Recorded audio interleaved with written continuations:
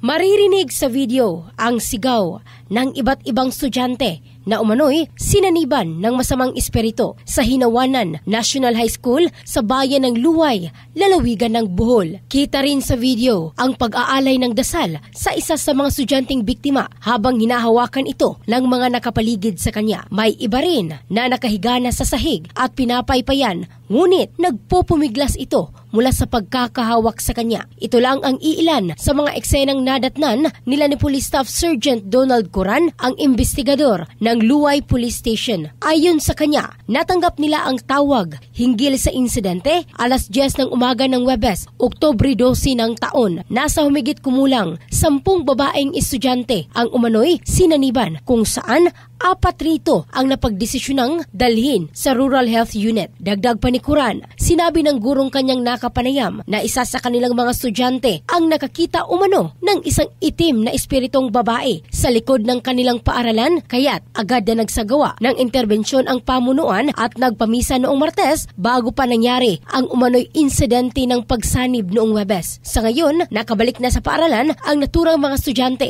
matapos na matingnan ng mga doktor. Ang bahaging ito ay hatid ng DriveMax Adult Herbal Capsule, lalaking laging umaanga. In the heart of changing lives, ito si Michelle Craste ng Brigada News Philippines, the Music and News Authority.